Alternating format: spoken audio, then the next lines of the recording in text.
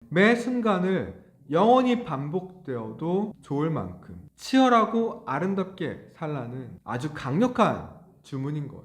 응원단 여러분, 안녕하세요. 글리치입니다. 우리는 매일 수백 수천 번씩 부정적인 생각에 휩싸입니다. 그런 생각들로 우울해하고 좌절하고 절망하기까지 하죠. 이렇게 부정적인 생각을 하면서 사는 것, 이것에 비해서 매 순간순간을 긍정적인 생각을 하면서 살 수 있다면 그 인생은 어떤 경로를 그릴까요? 그렇다면 제가 지금부터 매 순간순간을 긍정적으로 살 수 있는 방법을 알려드릴게요. 어떤 인생의 경로를 그리는지 직접 체험해 보시기 바랍니다. 근대 철학을 박사를 내버린 니체에 대한 이야기를 할 거예요.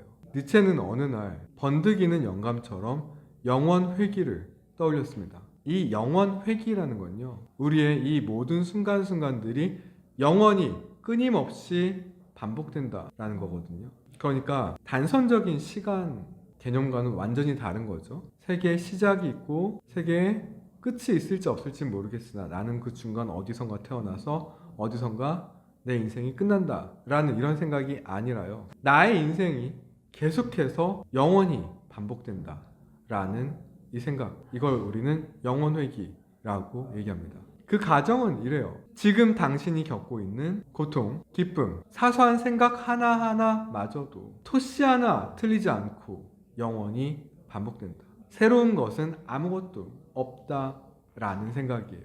여러분, 이 말을 들었을 때 어떤 느낌이 드세요? 지금 내 고통이 영원히 반복된다고? 탈출구는 없다고? 세상에 이보다 더 끔찍한 저주는 없어 라고 쓰러지실 건가요?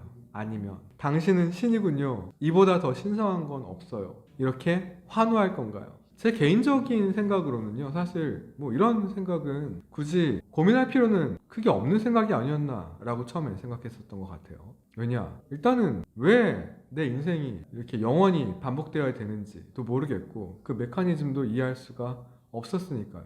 그런데 우린 이제 안단 말이에요. 우리 세상을 이루고 있는 모든 물질들은 전부 다 입자로 구성이 되어 있다는 걸 알고 있죠. 이 입자는요, 그런데 위치와 방향이 있어요.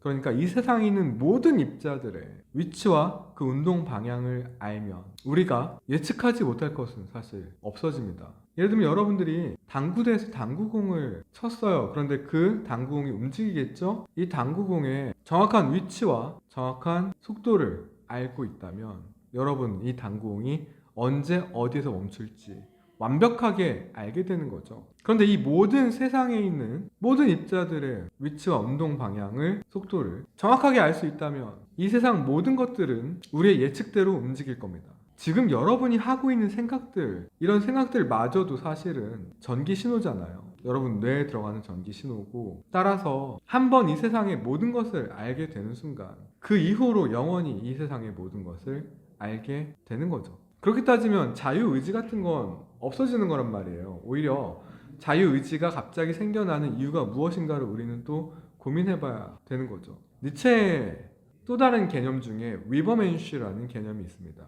인간을 넘어선 존재라는 뜻인데 보통 초인이라고 번역을 하죠. 그런데 이 위버멘시가요, 바로 이 영원회귀라는 가장 무거운 무게를 짊어진 채 그 무게를 견뎌내고 오히려 그것을 기쁘게 받아들이는 뜻이에요. 좀 더 얘기를 하자면 우리는 또한 양자역학에서 관찰자 효과를 알고 있습니다. 우리가 검증할 수 없는 것은요, 우리에게 어떠한 의미도 주지 못합니다. 우주는 빛의 속도보다 더 빠르게 팽창하고 있거든요.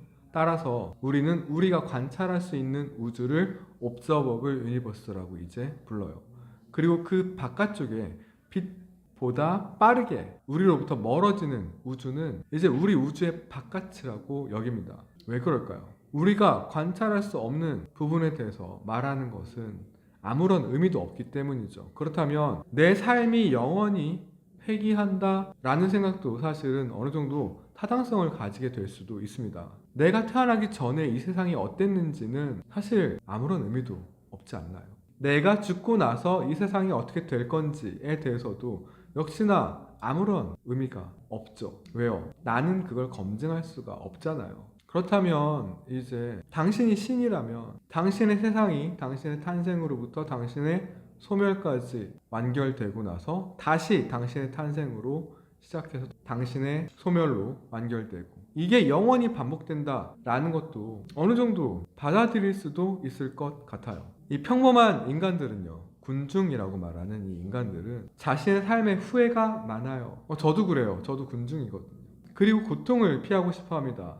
에고로 둘러싸여 있는 거죠. 그래서 이 영원회귀라는 개념을 지옥처럼 여길 수 있습니다. 내가 지금 느끼는 고통이 영원히 반복된다고. 하지만 위버맨슈는요, 자기 삶의 주인입니다. 그렇기 때문에 그 모든 고통마저도 내가 원했던 것으로 승화시킵니다. 그래서 이 위버맨슈의 핵심 태도가 자기애, 아모르 파티라고 말하는 이 자기애가 됩니다. 단순히 운명에 굴복하는 것이 아니라 필연적인 나의 운명을, 계속 반복되는 나의 운명을 적극적으로 사랑하는 거죠. 아무리 끔찍한 인생이라 할지라도 다시 한 번이라고 외칠 수 있는 이 용기가 위버맨슈를 증명합니다. 그렇다면 니체는 왜 이런 생각을 했을까요?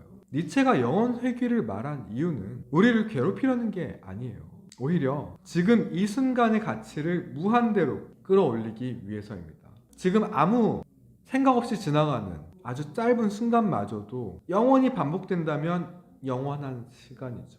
그렇다면 이렇게 아무런 의미 없이 지나가는 것처럼 보이는 시간 자체도 영원하기 때문에 우리는 이 삶을 살아야 됩니다. 지금 이 삶을, 지금 이 순간을 영원한 것처럼 여기면서 살아야 됩니다.